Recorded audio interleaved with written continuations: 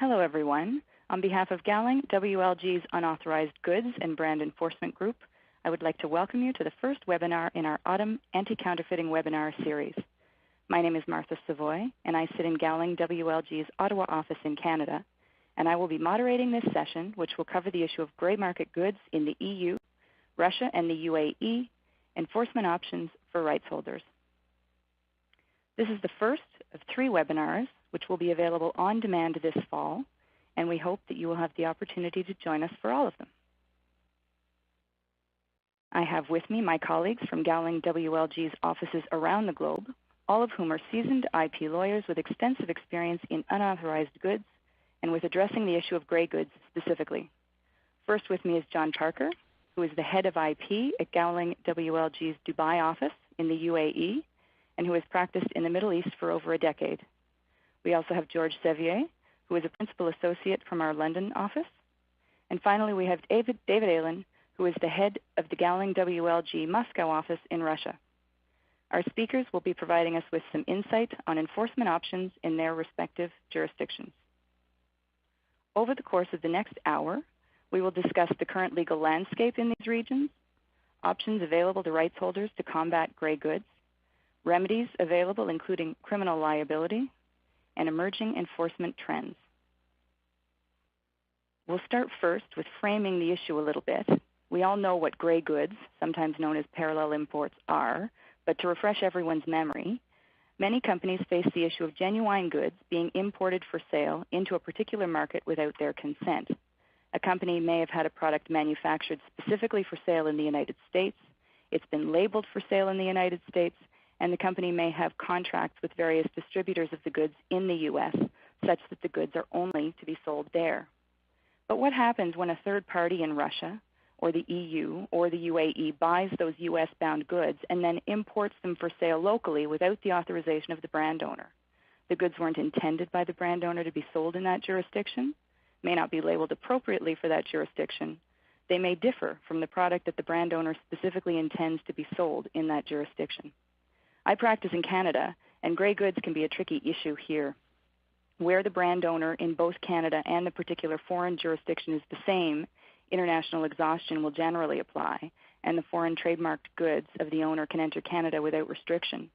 Parallel importation is generally permitted unless there are other reasons why the product should be barred from import, for example, on the basis of health or safety concerns. Our panel will give us some insight into the situation with gray goods in their respective jurisdiction. John, would you lead us off and give us some background on the current legal landscape in the UAE when it comes to gray goods? Thank you ever so much, Martha. I'm more than happy to. So with the UAE, it sounds very similar to what you've just described for Canada. Grey market goods are very much a tricky issue here, and as we will touch on over the next hour, they are permitted. But I suppose just taking a step back, let's look at the UAE. Relatively speaking, it's a small country, but I think we can say it punches above its weight in terms of IP issues. There are a lot of IP issues here. Why is that? I think there's a number of reasons. Historically, the UAE has always been a commercial hub.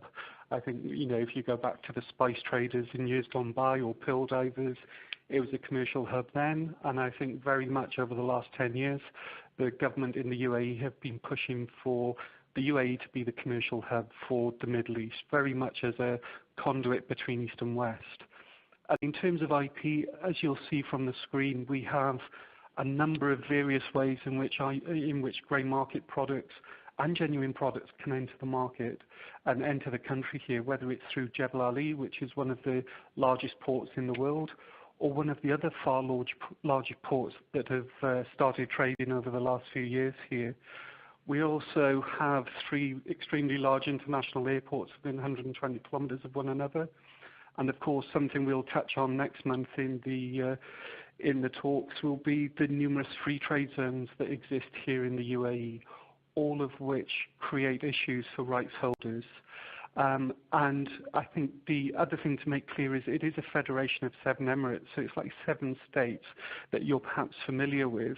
Unfortunately, each of those states have separate customs and enforcement authorities, and so this again creates issues in dealing both with counterfeits and grey market goods coming into the market, who can you go speak to try and sort the problem out? The other complicating factor is the GCC. So the UAE is a member of the Gulf Cooperation Council, which is a trade bloc similar to the EU.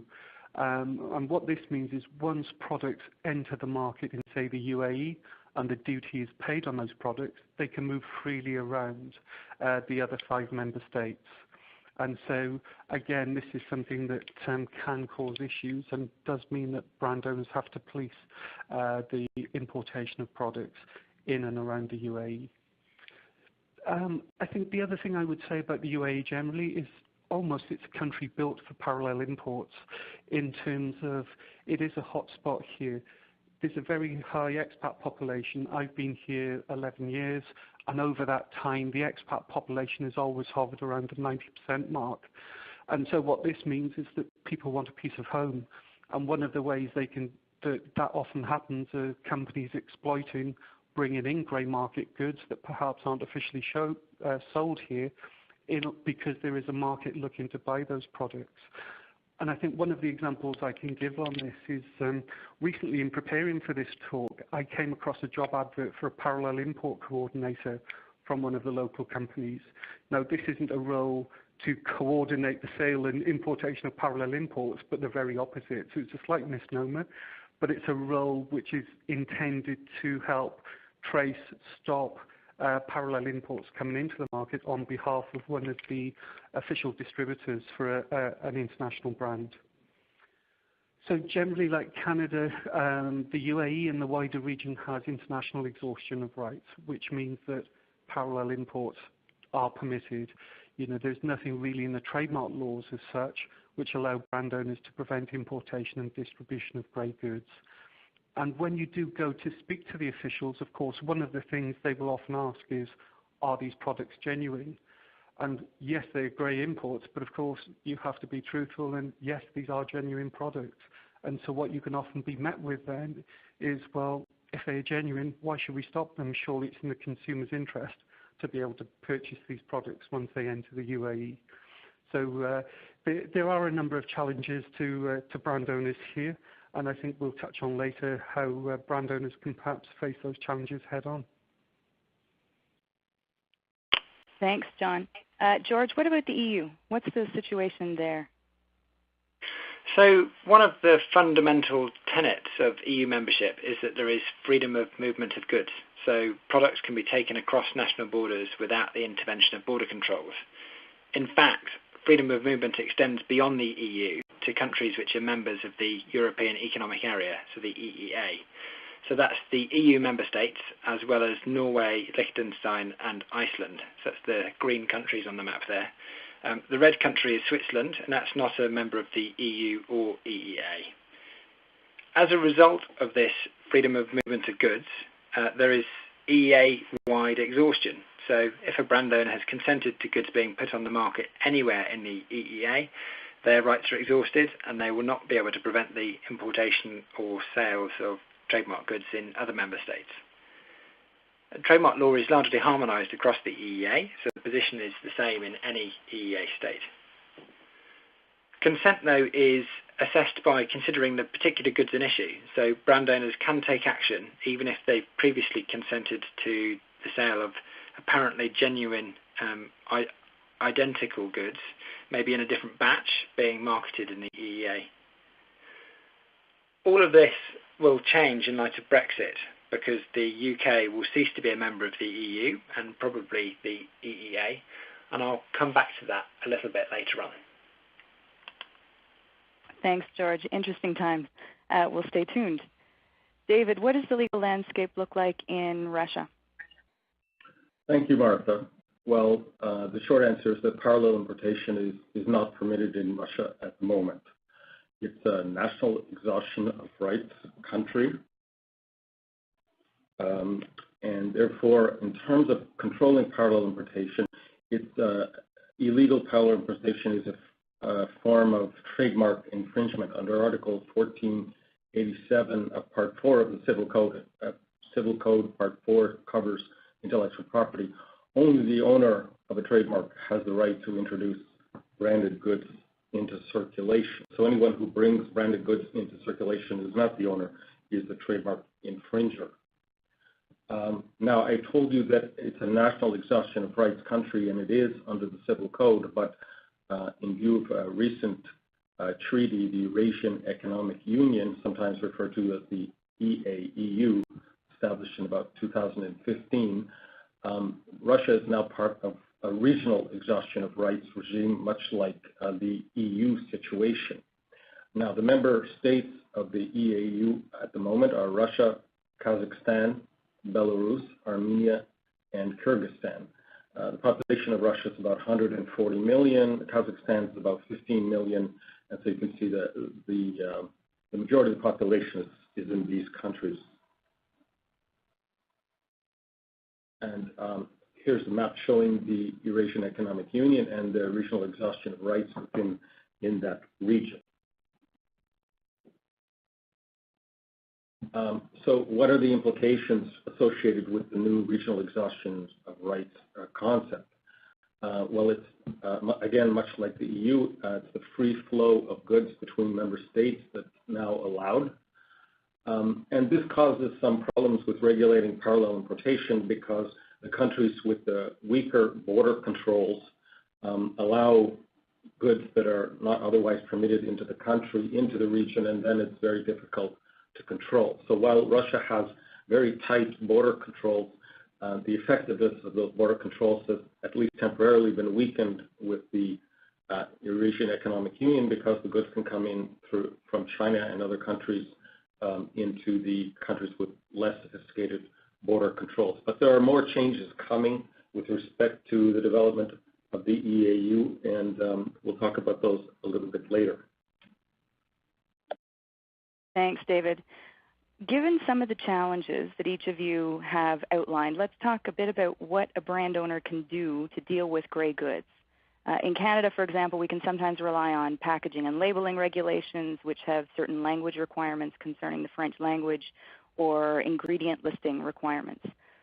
John, can you fill us in on options available to brand owners when faced with gray goods in the UAE?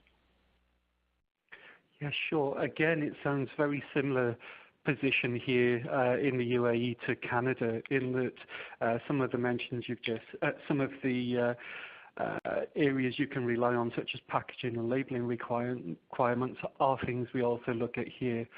There's also another, perhaps more powerful right that could be open, which is a registered commercial agent. Though that's something I'll touch on shortly, and as with everything, it comes with both good and bad. So we'll run through that very quickly. The other thing which is on the horizon is the GCC trademark law, which is in force in a number of countries, not yet here in the UAE. And as I'll touch on shortly, that also gives a possible opening for the prevention of grey goods in limited circumstances in GCC countries, including the UAE. So the registered commercial agent, this is something of a double-edged sword, in that a registered commercial agent is a UAE entity, normally owned 100% by an Emirati individual or by a 100% controlled Emirati company. And effectively, that is your commercial agent that has exclusivity for your products in this market. For some products, this is not mandatory, so it's between the parties to decide whether or not the local partner should be a registered commercial agent. But for some product areas, it is a mandatory requirement, particularly where there's perhaps a need for public safety or product recall further down the line. So you normally find some of the mandatory areas, such as automotive or fire-related fire prevention equipment.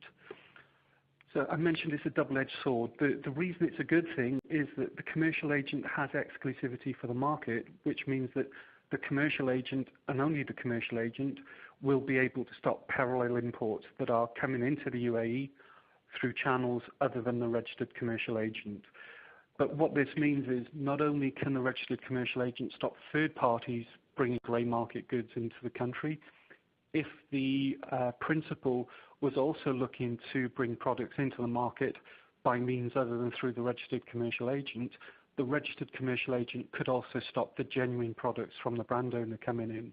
unless there's a side agreement between the parties. So what this can mean is that if there's a dispute between a commercial agent and the principal, the commercial agent can have exclusivity for the market until or unless the registration is removed. There have been some very high-profile cases here, for example, one involving a leading car manufacturer where that car manufacturer was unable to sell its products or import spare parts, branded spare parts, for a number of years due to a dispute with its registered commercial agent. So the market says that this led to, this was resolved with compensation being paid in the tens of millions of dollars in order to remove that commercial agent, which allowed the car manufacturer to then appoint somebody else so that it could then sell its products. So, as you said, this is very much a double-edged sword. It's a way of stopping parallel imports, but it can also backfire if there's ever a falling out or dispute between the principal and the commercial agent.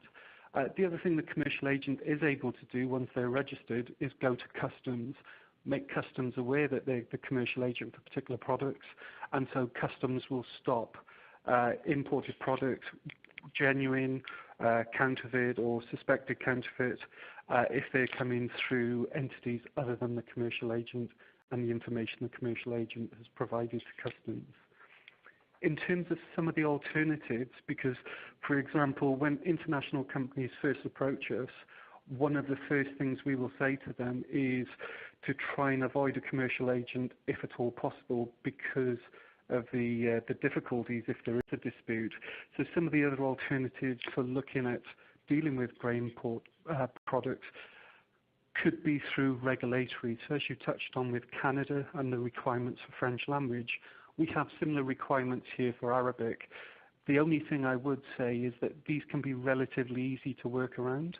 So what we sometimes find is that products that are being brought in other than through official channels will normally meet the regulatory requirement through over-labeling. So you'll normally find a sticker on the back of the packaging which will have the relevant information in Arabic to meet with the basic requirements. The other thing perhaps to look at, though, is depending on the type of product, are there other routes to help try and stop the importation by somebody other than the official distributor. So, for example, if it's a pharmaceutical or medical product, if the company bringing those products in only has, say, a general trading license, it may well be you can raise the license issues to stop the distribution of products, because that entity isn't actually licensed to bring those products in here in terms of their trading. And the other thing to look at is, whilst I've said the law doesn't really provide for a brand owner to stop grey market goods, if you have customs recordals, which we'll touch on a little later, that is something to explore. We have had cases where customs have stopped parallel imports. Often they are then released when customs realise they are genuine, but if you let them know that these aren't authorised, we have had cases where customs have re-exported back to the market the products came from. Something that's yet to be tested in the UAE, to my knowledge, are products that have been materially altered from how they were originally put on the market. And so I think this is also an option to explore in certain circumstances where the grey market goods coming into the country have been somehow changed from what was placed elsewhere. For example, they may have been sold as a multi-pack in the UK, but come to the UAE market being sold as single-piece items. And so perhaps that's something that you may be able to explore, bringing an infringement action through the courts to try and stop those products due to the fact that they've changed from what was originally put on sale. And we'll look at some other options a little later as well. Thanks, John. Certainly lots of options to look at. George, how about in the EU? What options are available there? So there are civil proceedings for trademark infringement, and they're pretty straightforward and they're common. And they're usually settled quite quickly as well, because the law is clear and those dealing with greys tend to be bang to rights. I've noted on the slide here criminal proceedings and customs as well. I won't say more about those for the moment, other than to say that they are options that one can consider, and we'll come back to both of those topics a little bit more later. There are particular laws around certain types of products. So, for example, the EU Cosmetics Regulation requires details of a responsible person located in the EU to be listed on pack. And in other fields, there are mandatory product safety and testing requirements. So those are options to explore as well. In the UK, at least, though, enforcement of these matters falls to Trading Standards, which is an agency funded by local government, and they have a very broad remit, and they're fairly under-resourced, so it's difficult to get them excited about taking action in respect of greys, unless there's a public safety angle. So, for example, I once dealt with a facial cleanser which had been over-stickered with incorrect usage instructions. In the original language, it had said to rinse off, whereas the over-stickered instructions said apply with cotton wool. And this resulted in cases of skin irritation, and in that case, Trading Standards were very helpful, even though the breach, so not providing EU contact details, was on its own pretty small. In theory, even if consent has been given for sale in the EEA, rights are not exhausted if there are legitimate reasons for the proprietor to oppose further commercialisation of the goods, so particularly where the condition of the goods is changed once they've been put on the market. In practice, though, that is considered very narrowly. The goods need to have been materially altered by repackaging, for example, and that might be the case with pharmaceuticals, where repackaging is necessary to comply with local laws. However, even if goods have been materially altered, the trademark owner can only take action in very limited circumstances, provided the importer has satisfied certain conditions, such as the repackaging being necessary and giving notice to the trademark owner of the proposal to bring the goods into the country, then the trademark owner's right to continue to be exhausted.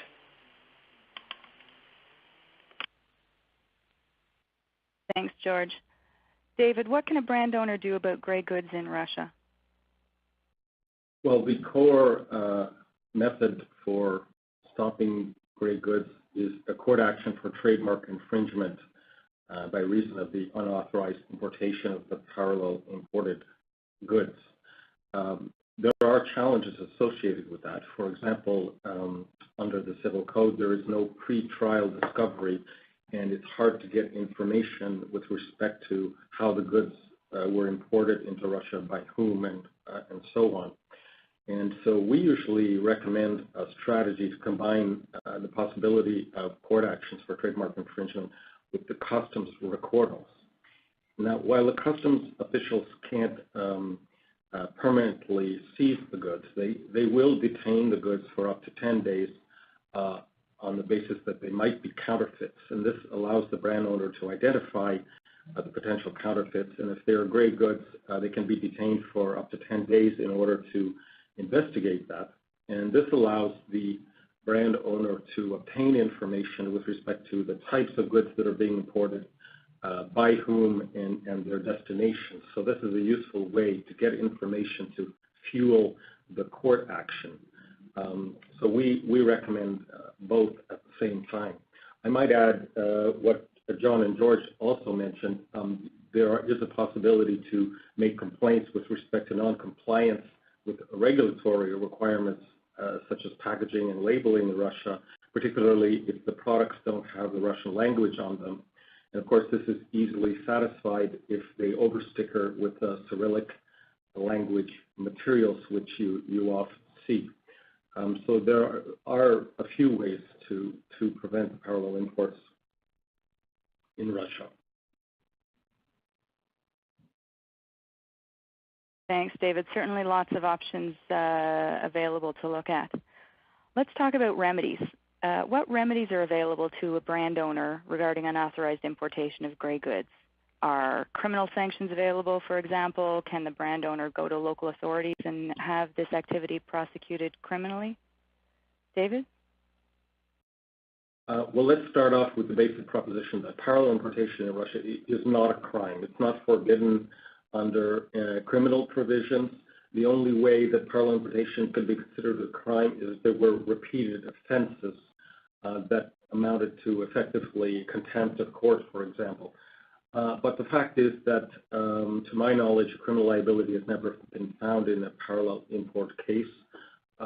So I don't think that's really a reliable means for protection against parallel imports.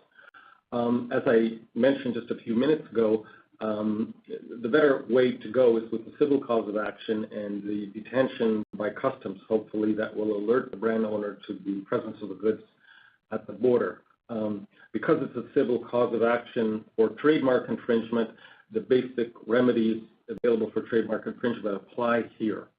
So the first thing I would say, and a question that's often asked, is whether preliminary injunctions are available, and theoretically they're available under the civil code, but the fact of the matter is in IP cases, including trademark cases, preliminary injunctions are seldom granted. So what you're looking at is a claim for trademark infringement that is pursuing the defendant for damages or statutory compensation under the code, as well as seizure and destruction of the goods, and most importantly, permanent injunction. So effectively, what we tell clients, what you should really expect is getting the permanent injunction to block the further importation and sale of the goods. This is the real remedy that is available to you in Russia. Thanks, David. George, what about in the EU? So in the EU, in civil proceedings for trademark infringement, the normal IP infringement remedies apply, and this would be the same across Europe. So injunctions, including interim injunctions, are available. You can get delivery up or destruction of goods, damages resulting from the infringement, for example, in respect of lost sales of infringing goods, or alternatively, the infringer may have to hand over the profits that it has made from its dealings. In theory, there are other remedies such as publication orders, but those are quite rare in practice. Criminal proceedings are definitely possible, provided that the infringer has dealt with the grey goods with the intention of making money or causing loss to another, and that was confirmed by the UK Supreme Court in August this year. The position is the same in Germany, so criminal action is available, and in France, whilst criminal proceedings for trademark infringement are theoretically available, in practice they're not brought in respect of grey imports. So going back to the UK, whilst criminal prosecutions are certainly possible, they are brought by trading standards, who, as I mentioned, are under-resourced, so getting them to take action in respect of greys is difficult unless there's a public safety angle, or maybe the dealing is part of something bigger. About 10 years ago or so, some companies tried bringing private prosecutions in respect of counterfeit to get round the issue of trading standards not having the resources. And in theory, private prosecutions could be brought in respect of grey products as well, but I've never known it. This may be because civil proceedings provide a much easier and quicker remedy, and with some tangible results to the rights owner as well in terms of damages perhaps. But it may also be because of the potential of negative press. If you were to bring criminal prosecutions against someone that's dealing in genuine goods, albeit grey imported goods. Thanks, George. Yes, lots to consider. John, any comments on remedies for the UAE before we move on to the next topic? Thanks, Martha. I think, as touched on in my earlier comments, unfortunately for the brand owner itself, there's little they can do. There are no remedies as such. Any remedies that exist will be with the registered commercial agent, assuming there is one and one is registered in relation to the products.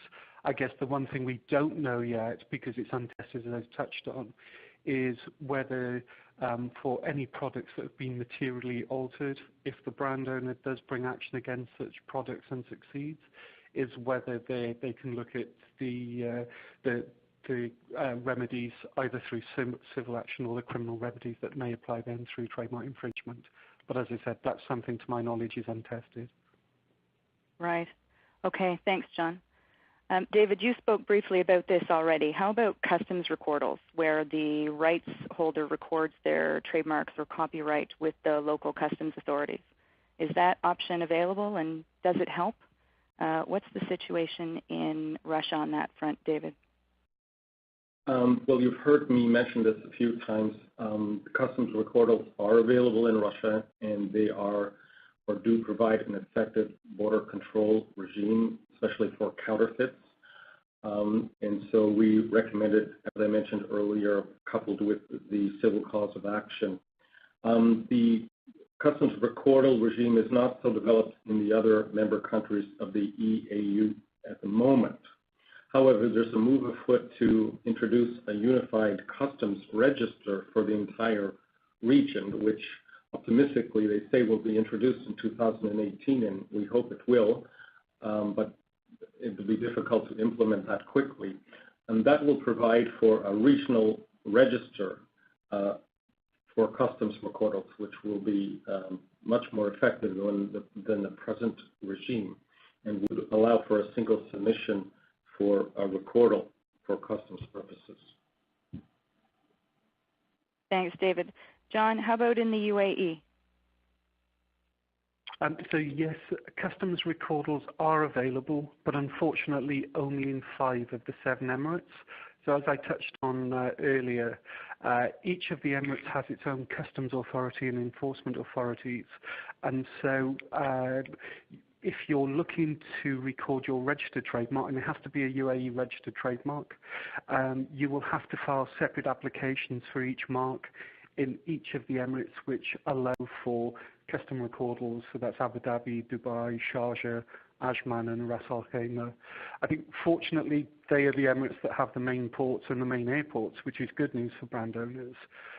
Unfortunately, there is no central database, so it literally does mean having to recreate the various custom recordal processes to go to each emirate to physically record that registration with the relevant customs authority. I think whilst there's no central database, and from what we can gather it is unlikely in the short term, where customs authorities do look to work together here is in relation to training, which is something that we strongly recommend for brand owners that record with customs, because I think it just helps with the customs. They have the buy-in to the product if you go and train them. So they have a number of sessions through the year where you can offer training to the customs to help them see and tell genuine products from suspects or counterfeits. What we often find is Dubai will run training sessions a few times a year, but they will invite customs authorities, not just from elsewhere in the UAE, but also in the wider region. So it does give you an opportunity to connect with, say, Saudi customs or Bahraini customs at the same time as the UAE customs officials. But as I touched on earlier, the customs officials here are reluctant to stop the importation of products where those products are genuine, so where they are grey market or parallel imports. There have been some cases where, and it's relatively few, where by saying to customs these products have not been authorised by the brand owner for sale in the market, that customs has re-exported those products back to the original ports that they were sent from. But unfortunately, it can sometimes be the case here that it's catching the right person on the right day as to whether they are willing to stop the importation of unauthorised products, even though they are genuine, so the grey market goes into the country here. Thanks, John. George, what about the EU? Are customs recordals available, and are they effective? So they're certainly available, and in many ways they're more straightforward than those in the UAE region, because you can get a single application for customs recordal to cover all of the EU. Where goods are stopped, the importer and rights owner are notified, and they have a deadline of 2 weeks to object to the seizure. And if there is no objection, then the goods will be destroyed, albeit that the cost of destruction is billed back to the rights owner. If the importer or owner of the goods object to destruction, then the rights owner must start proceedings in court within a further 2 weeks, or the goods will be released. But our experience is that you can usually persuade the importer during that time that they don't want that to happen, because otherwise they would tend to be responsible for the legal costs in the court proceedings when they eventually lose. The EU Customs Recordal includes details such as the trademarks concerned, of course, and the normal trade routes for genuine products. Whilst it ought to be possible to use this kind of information to stop greys, in practice grey goods are not normally stopped unless customs mistake the goods for counterfeits. Even if customs is not 100% effective, we'd usually recommend having recordals in place. It doesn't cost very much, and as David was talking about earlier on, it can provide really useful intelligence about the people that are dealing in the product, allowing you to bring proceedings against them at a later date, even if customs don't actually stop the goods. And it's much easier using customs to get that kind of intelligence than it would be to use investigators, which would otherwise cost a lot of money. As well as the EU Customs Recordal, you can also in some countries have national applications, and they can be worthwhile. So for example, in Germany, a national customs application can cause parallel imports and overrun products to be seized by customs, even though they would usually be ignored under the EU Customs Recordal. And our team in Germany finds this to be a really useful tool. They do note, though, that unlike the EU Customs Recordal, a German national recordal must be in place before the goods are seized. There's no chance of doing it after the event. In France, having a national customs recordal allows the French Customs Office to intercept goods in transit, even once they've been released from border control. However, following a change by the French Minister of Finance in June last year, it seems that they will no longer stop grey goods through this method, only counterfeits, which is a shame. The Czech Republic is similar to France.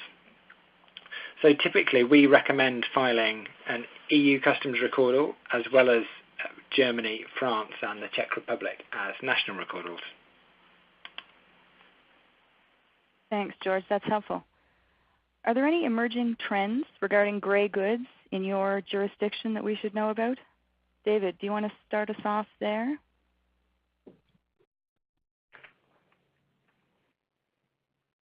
Thank you, Martha.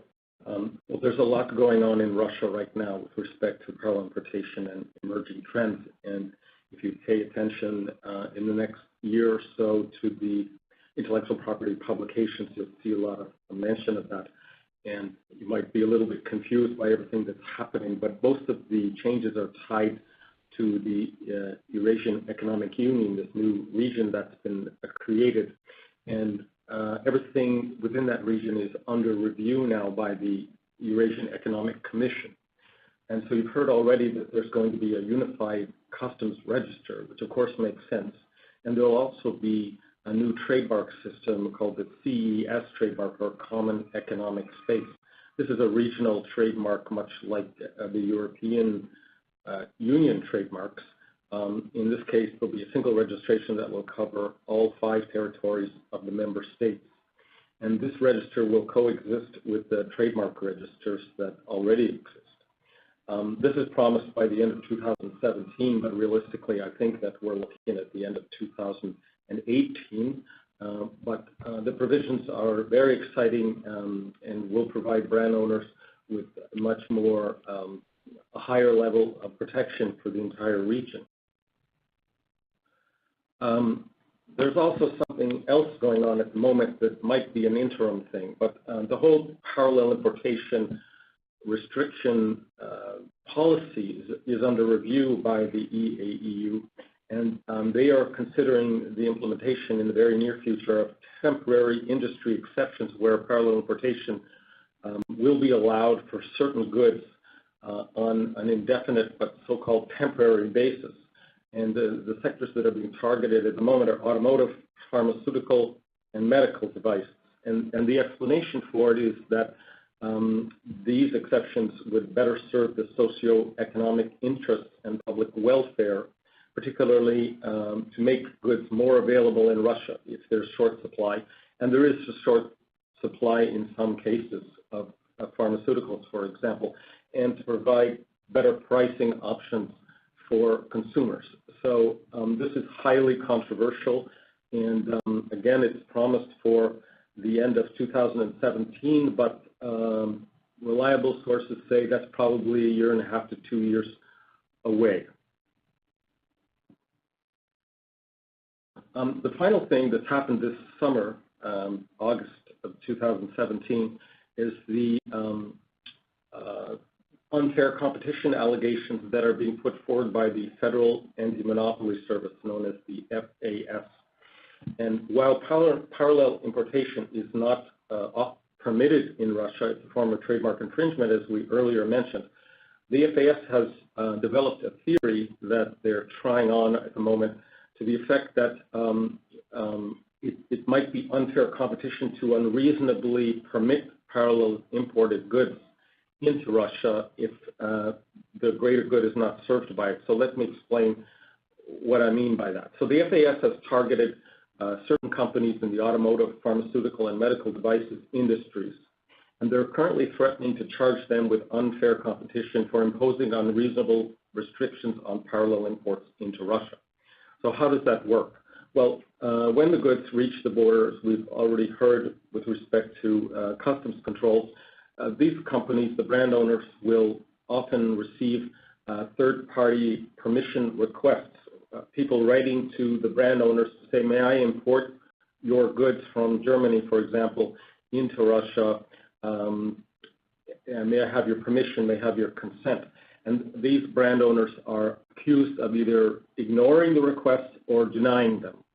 And so what the FAS has done is issued warning letters to these brand owners, and they published this on their own website to make the point, that a refusal to permit third-party imports on a case-by-case basis by brand owners without a valid cause is in fact a form of unfair competition. The FAS says, well, if you're refusing the import of legitimate goods for no good reason, then that must be a form of unfair competition. And the only reason that you should be able to prevent the importation of the goods is if either they're counterfeits or if you have localized manufacturing facilities in Russia that you are trying to protect so that gray goods might undermine that, and you have a right to protect those developing industries. Otherwise, the FAS says this is a form of unfair competition.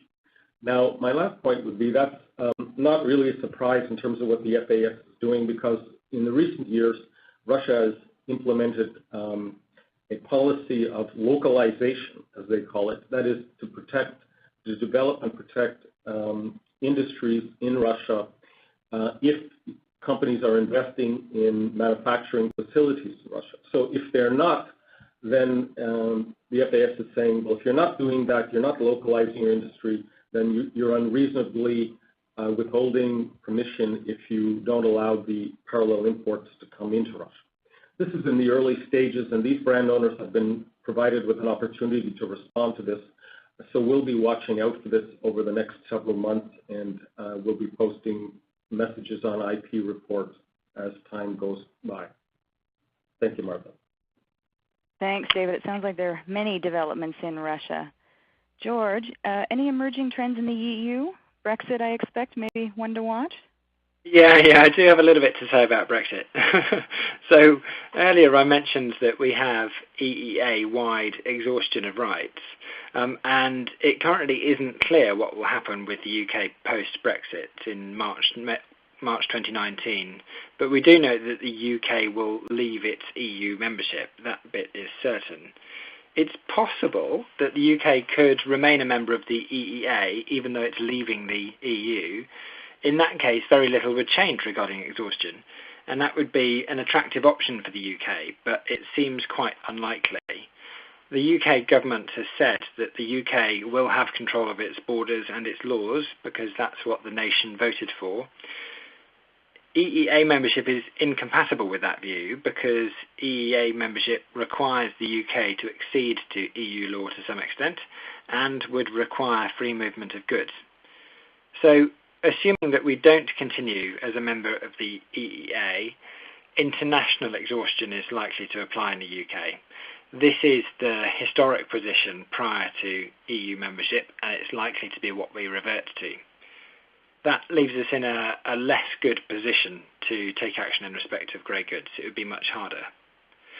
So what if the UK does leave the EEA? What happens to goods where the trademark owner has consented to sale in the UK?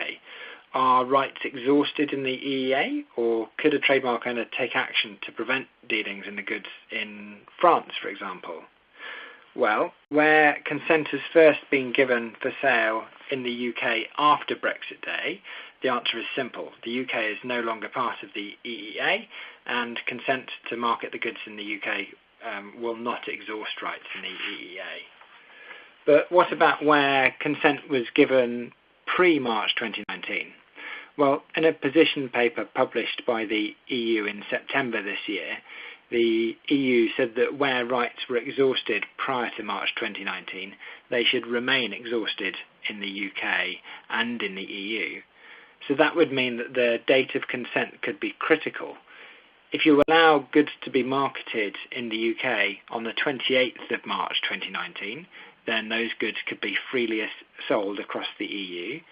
But if brand owners consent for goods to be sold in the UK after the 29th of March 2019, then you may be able to prevent sales in the EU. So a loss is going to turn on just that one day, possibly. Thanks, George. Interesting. John, any emerging trends regarding grey goods in the UAE? Thanks, Martha. I think for most brand owners looking to the UAE, they will say the emerging trend for them is the fact that grey market goods are starting to impact them here. I think it is a growing problem, and earlier today in a meeting, again, we were told about brand owners suffering quite considerably with grey market goods coming into the UAE. In terms of emerging issues, I think the one thing on the horizon for the UAE is the GCC trademark law. So this is a unifying law which harmonizes the laws amongst the 6 GCC countries that is slowly coming into force. Unfortunately, it's not yet in force in the UAE, Qatar or Oman, although it was published in Oman in recent weeks, but it will only come into force there when the implementing regulations are also published. However, it is already in force in Bahrain, Kuwait and Saudi. And from reading through the law, I think the one possibility brand owners may have going forward for grey market goods are where the products are entering the UAE from a country where the brand owner does not sell the product. So again, it's going back to George's consent point. So for example, if you're a brand owner sitting in Germany and your products are sold in the EU only, but then your products come into the UAE from Nigeria where the products are not sold, then looking at the wording of the GCC law, it looks as though there will be an opportunity for you to work with customs to try and stop the importation and distribution of such products, because the law does say that the provisions do not apply where the products were put on the market in the exporting country by somebody without the consent of the rights holder. I think it's something we've yet to see, and whether the customs authorities will be willing to stop unauthorized products on that basis, I suspect it will take a number of years and many, many meetings before we can persuade customs, as well as evidence from the brand owner, that these products are coming from a country where they weren't permitted to be sold, before customs may actually take action. I think the other thing I've just flagged here on the screen as well, which is coming out of the GCC law, is the fact that under this new law, where small quantities of goods of non-commercial nature are in travellers' personal luggage or sent in small consignments, again, the customs provisions do not apply. So we could see over time that this becomes a loophole for counterfeiters or infringers. And just in the last week, I think it was the UK IPO issued a study or a report on a study which showed that there's a growing link between social media and sales of counterfeit goods. Of course, if you're buying products through social media, the chances are these will be small consignments that will come into the region and come into the UAE through this very loophole that we've mentioned here. So unfortunately, it's not all good news, but it looks as though we may have at least some other weapon in our armour soon, in our armoury soon, that we don't currently have through the GCC law when it comes into force here. Thanks very much, John. All right, I will give each of you a last word. What should brand owners remember about gray goods in your jurisdiction? George, do you want to start us off there? Sure. So a few points here, and I'll keep it short. But in the EU, we talked about EEA-wide exhaustion, and it's really important that brand owners are able to say confidently that they haven't given consent for sale in the EU. So my first point is to try and make it easy for yourself to track goods and consents. Keep central records of this so that you know confidently whether or not you've given consent for sale of particular products in the EU. And tied in with that, make it clear on product packaging the intended countries for sale. So I'm not saying list on the side of the pack the countries where a particular product can be sold, but one client never puts an EU consumer contact address on the pack unless those products will be sold in the EU. And that means that in the market there can be very quick identification of grey goods and confidence that there's not been consent to goods being put on the market in the EU if it doesn't have that EU address on there. We can say that for sure. And lastly, Brexit is coming, and it's most likely that you won't be able to take action in respect of grey imports in the UK if we're adopting international exhaustion, or certainly not as easily. You've got a chance to clear up the market now, whilst you still can, so take action now is my last word. Thanks, George. John, any take-home points? Thank you. Yeah, I think the first thing is when you come across or affected by grey market goods, think about the non-IP options as we touched on earlier, whether it's labelling requirements or other regulatory requirements. But bear in mind, in some cases, these can be relatively easy worked around, and almost by bringing the action on that basis, you're actually telling the importer what they need to do to circumvent your complaint next time. I think the other thing generally for the UAE and the wider Middle East, registered rights are key. Without the registrations here, you have no real opportunity to do anything to stop importation of products bearing your marks. Yes, as we've touched on today, even with those registrations, it's going to be difficult for grey market goods, but by having the registrations there, at least it gives you something that you can start waving around with customs. And the registration does actually give you that opportunity to record your registrations with customs in key emirates or key countries where it's available to do so. And I think that's very much something to keep in mind. And I think with customs is support those recordals through training. Make sure you give the training to the customs officials so that they are looking out for you and looking out for your products and bringing things to your attention. On the subject of control and consent is controlling the distribution chain, outlining where they are allowed to sell. And I suppose touching on George's product around this, comment around this is with the product packaging, taking steps to try and allow you to easily identify when products are coming into the country without your permission. And I think the very last point is going back to the registered commercial agents. Yes, these have a lot of power and the ability to stop grey market goods, and so they could be a very good option for you. But before you start looking at the registered commercial agent, seek local advice, because as I touched on earlier, it is a very powerful, they have a lot of power which could be used against you as well as grey marketeers. Thanks, John. David, last word. What should we remember about grey goods in Russia? Thank you, Martha. I would just like to follow up on John's point where he said customs trainings. We found these to be very effective in Russia as well, and so we highly encourage our clients to engage in customs trainings in Russia. They're very receptive to this, and we've found that it provides good results. As you've heard from me already, remember that parallel import policies in Russia are currently under review. As well, there are many changes underway. The industry exceptions approach to parallel importation, which I mentioned earlier, the regional customs register, which we hope to see in early 2018, as well as the regional CES trademark registration system, And the burning issue right now with respect to the FAS allegations of unreasonable withholding of consent and unfair competition, which I'm sure we'll hear more about in the next few months. Thank you, Martha. Thanks, David. Thank you to each of you. This certainly gives us lots to think about and lots of good options. And thank you to our audience for listening. We've included contact information for each of our speakers in the slide deck, so if you have any questions, please don't hesitate to reach out to any one of us directly. I will note that David spoke a little bit about the Eurasian Economic Union that affects Russia.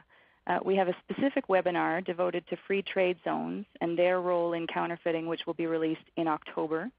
Details of that webinar are included in the slide deck. If you're facing issues of counterfeit products, I would encourage you to sign up for that webinar, since we will have our regional experts in China, the UAE, and Singapore discussing that issue specifically. Our Gowling WLG's Unauthorized Goods and Brand Enforcement Group also have a webinar which will be released in November, addressing counterfeits in the food and beverage industry. I would encourage you to sign up for both.